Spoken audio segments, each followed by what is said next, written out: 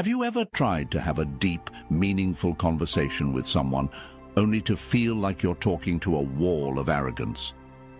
You open up, hoping to build a genuine connection, but instead, you're met with calculated silence or, worse, a response crafted solely to affirm that they are the most perfect person in the room.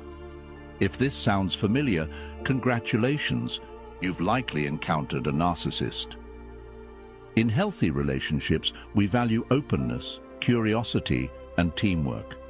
These are the building blocks of genuine connection, when both people share, encourage, and grow together. But with a narcissist, this feels almost impossible. They don't want collaboration. They want submission. They aren't interested in creating a team.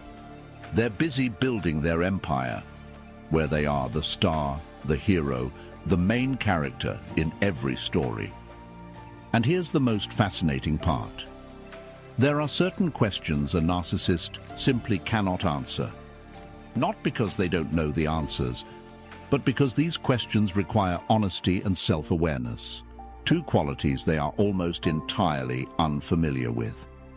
In today's video, we're diving into 8 questions that a narcissist can never answer sincerely. If you've ever wondered how to see through a narcissist, this is your starting point. Let's get into it. Now, one of the first questions is, what are some of your deepest hurts? Imagine asking a narcissist this question. What are some of your deepest hurts? Don't expect a heartfelt or vulnerable answer. Instead, you might get a look of disbelief, perhaps even disdain, as if you just asked something utterly ridiculous. They might respond with something like, "I don't have any hurts. Everyone else has issues, not me." But this isn't because they don't have wounds. It's because admitting to them shatters the perfect image they've crafted for themselves. Narcissists are masters of deflection. If something bothers them, they're quick to place the blame elsewhere. You might hear things like, "That person isn't good," or "The way they handled that was terrible." But at the same time, they'll insist that it doesn't affect them, claiming they're above all of that trivial nonsense. Not only do they refuse to acknowledge their pain, but they also work hard to convince you and themselves that they're stronger than anyone could imagine. But think about it. If they're truly unbothered, why do they act so bitter, rude, or dismissive of others? These behaviors often stem from unresolved pain or past wounds they refuse to confront. Instead of facing their hurt, they build a wall of arrogance, convincing themselves that vulnerability is a weakness, something reserved for lesser people, not them. In healthy relationships, we understand that admitting our weaknesses is not a sign of frailty, but a testament to courage and self-awareness. Sharing our hurts doesn't diminish us. It empowers us to heal and creates opportunities for deeper connections with others. Acknowledging past wounds shows that we've learned, grown, and are ready to rise above them to become the best version of ourselves. But for a narcissist, this concept is beyond reach. They fear that admitting their pain would shatter the flawless facade they so desperately cling to. That's why the question of their deepest hurts becomes one they cannot answer. Stoic philosophy teaches us that true strength lies in confronting reality, not avoiding it. Accepting and acknowledging our vulnerabilities is the first step toward becoming stronger and leading a meaningful life. A narcissist may never grasp this truth, but for those who do, the journey of self-awareness and growth opens the door to profound resilience and authentic connections. Now, a second question that goes right along with that, and that is, why is it so difficult to the point of impossible for you to admit flaws and mistakes? Picture this. You're sitting across from a narcissist who has just made a glaring mistake. Instead of hearing something like, "Yeah, that didn't go as planned," or "I'm sorry for misjudging that," they take a completely different route. Sometimes they'll shift the blame onto you or someone else entirely. If the error is undeniable, they might still say, "Well, that was your decision, not mine," with an air of absolute conviction. Why is admitting fault so unthinkable to them? It's because acknowledging a mistake poses a massive threat to the towering wall of defense they've built around themselves. That wall, fortified with arrogance and illusions of perfection, acts as a shield to protect them from confronting their own insecurities. To a narcissist, admitting a mistake is akin to shattering this carefully constructed facade, exposing the uncomfortable truth. They are human, with flaws and vulnerabilities. And for them, that truth is utterly intolerable. Instead, they mask their imperfections with elaborate excuses, narrative twists, or outright avoidance. They forego the opportunity to learn and grow from their errors, choosing instead to see mistakes as threats to their constructed identity. The result is a vicious cycle. The more they try to maintain their image of flawlessness, the further they distance themselves from genuine personal growth. Stoic philosophy teaches us that acknowledging our mistakes is not a weakness. It's a profound act of strength and maturity. A person who embraces their flaws learns from their missteps and inspires others with their humility and authenticity. But for a narcissist, owning up to mistakes feels like relinquishing the power they believe they hold. This is why they can't answer the seemingly simple question, "Why don't you admit your mistakes?" Remember, true strength lies in accepting your imperfections. It's through those vulnerabilities that real growth and transformation occur. The wisdom of Stoicism reminds us that admitting our flaws and taking responsibility is not only a mark of integrity, but also a gateway to genuine freedom and self-discovery.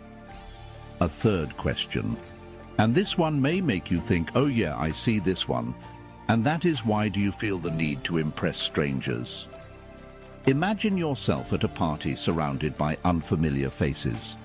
For most of us, it's an opportunity to socialize, exchange friendly conversations, and enjoy light-hearted interactions. But for a narcissist, this setting is nothing short of a stage.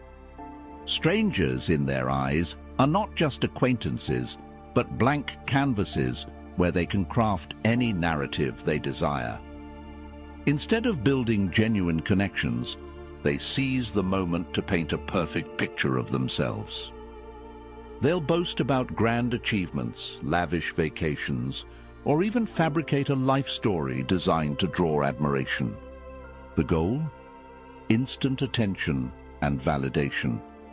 What they fail to realize is that true connection lies not in grandiose tales, but in relationships built on sincerity, mutual understanding, and respect. Here's the crucial truth that narcissists often overlook. Genuine admiration doesn't stem from fabricated moments of grandeur. It's cultivated through how you live your life, how you treat others consistently over time. In Stoic philosophy, healthy relationships aren't built on shallow praise, but on a foundation of empathy, patience, and an honest appreciation for one another, flaws and all. Narcissists, however, don't see it this way.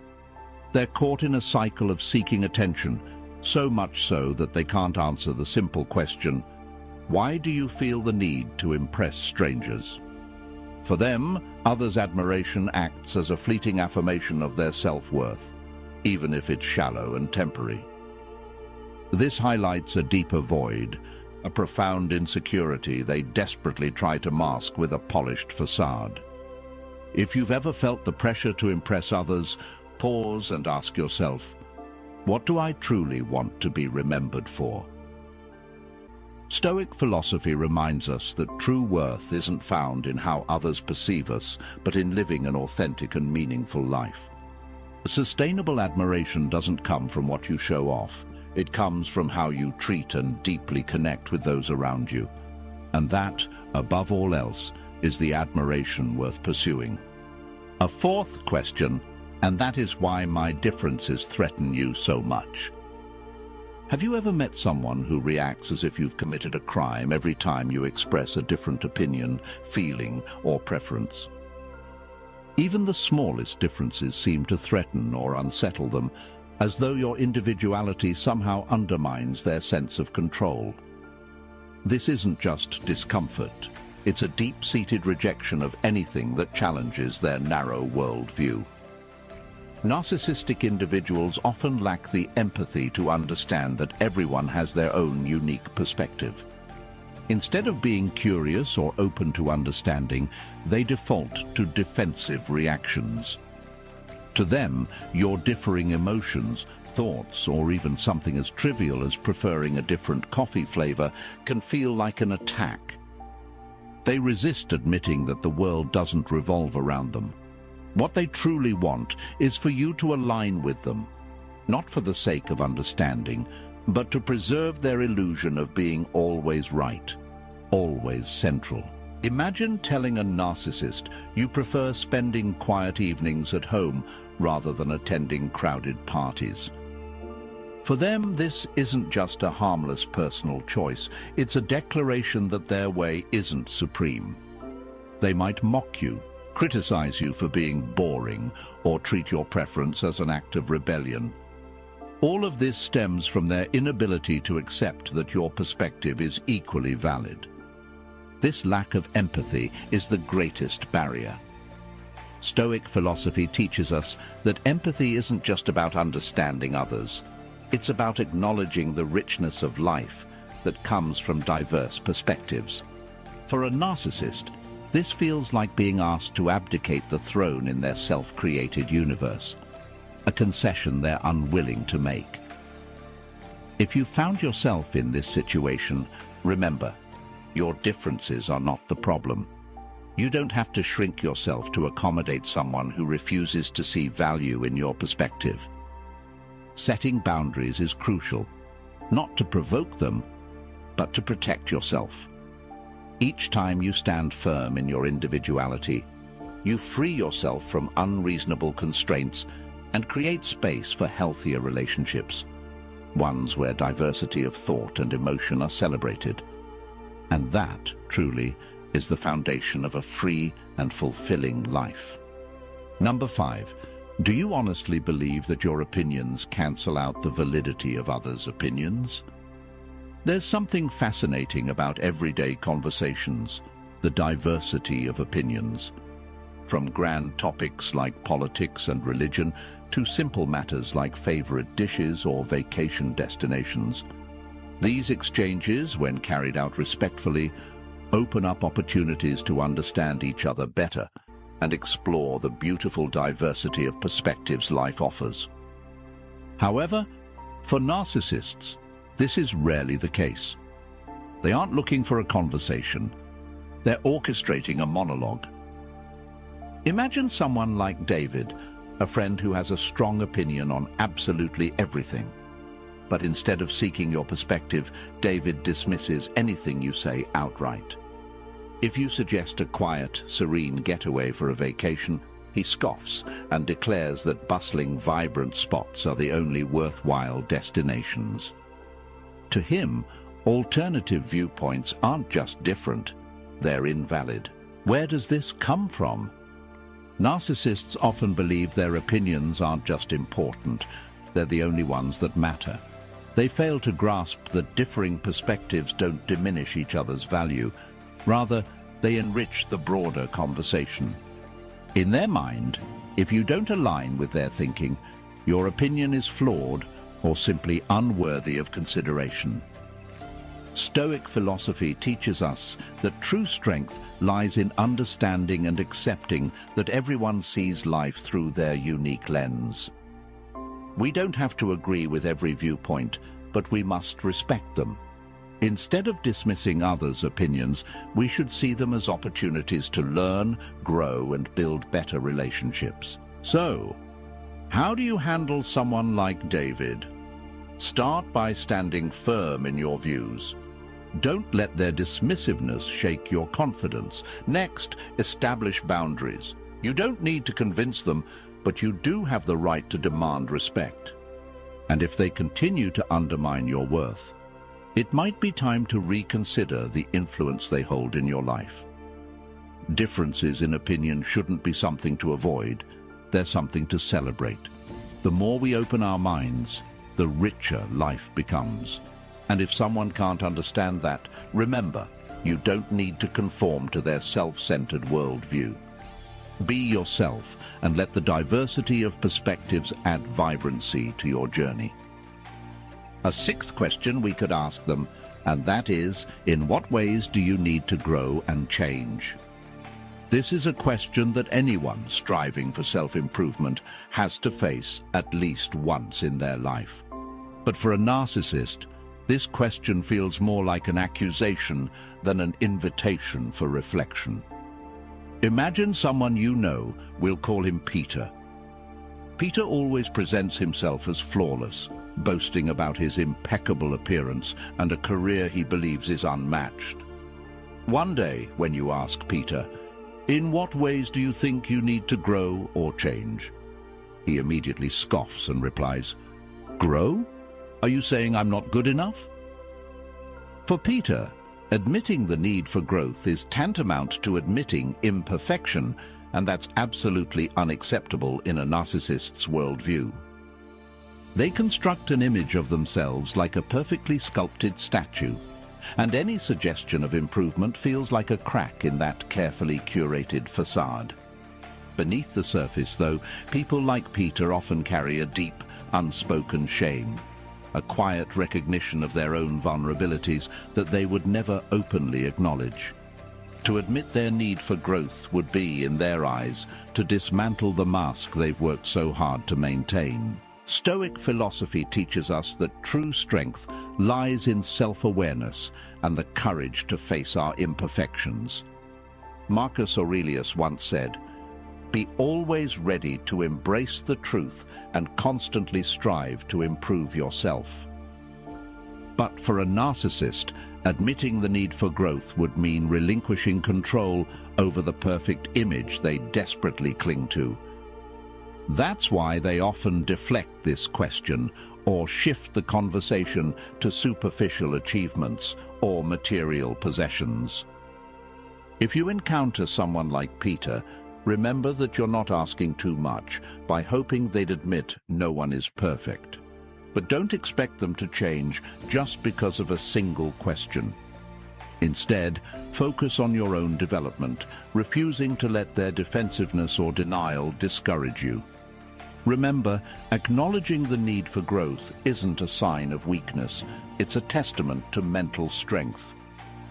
Stoic philosophy encourages us to see change not as something to fear, but as an essential part of life. By continuing to ask questions and being willing to confront your own flaws, you not only build a better version of yourself, but also inspire those around you. And if Peter or anyone else refuses to join you on this journey, know that it reflects more about them than it ever does about you. Seventh question, and that is, if I make you feel so frustrated, why do you keep coming back? It's a perplexing question, isn't it? Imagine being in a relationship with someone who constantly complains about how much you frustrate them. Let's call him Jack. Jack has a way of showing his irritation with an exaggerated sigh or an explosive, "I can't stand you." Yet no matter how often he says he's done, he keeps coming back. Why? You start to wonder if you're the problem or if something else is at play. Here's the truth. For narcissists like Jack, this cycle of frustration serves a deeper purpose. By creating tension, they gain a sense of superiority. Every complaint, every dramatic outburst becomes a way to position themselves as the better or stronger person in the relationship. When you react, whether it's with hurt, anger, or confusion, it feeds their need for validation.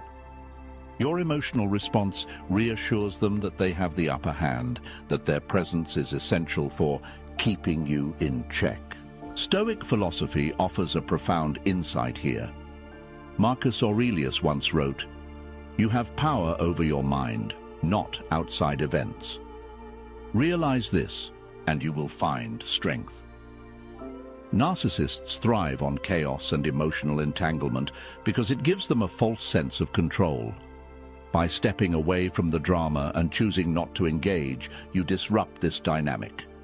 It's not about proving them wrong or fixing their behavior. It's about protecting your own peace and dignity. If you've ever found yourself stuck in a similar cycle with someone like Jack, the best response isn't to ask why they keep coming back. Instead, ask yourself, why do I allow this cycle to continue? Recognize that you have the power to step away, to set boundaries, and to choose relationships that nourish rather than drain you. True strength lies in walking away from what doesn't serve your growth, and that's a lesson the Stoics knew well. Then an eighth question is, why do you go silent? Silence. Sometimes it's the most unsettling response you can receive. It cuts deeper than words, leaving you questioning, second-guessing, and endlessly trying to fill the void. But here's the truth. Silence is often not about you. It's about the other person's fear. Fear of vulnerability, accountability, or exposure. And when that silence is paired with evasion, secrecy, or withdrawal, you're not just being ignored. You're witnessing someone's passive-aggressive way of expressing anger. Let me paint a picture. Imagine a co-worker who used to share everything with you, ideas, jokes, even frustrations over coffee breaks. Suddenly they grow distant. They avoid eye contact in meetings, keep their answers brief, and stop inviting you to lunch. At first, you wonder if you've offended them. But over time, you realize their silence isn't about what you've done.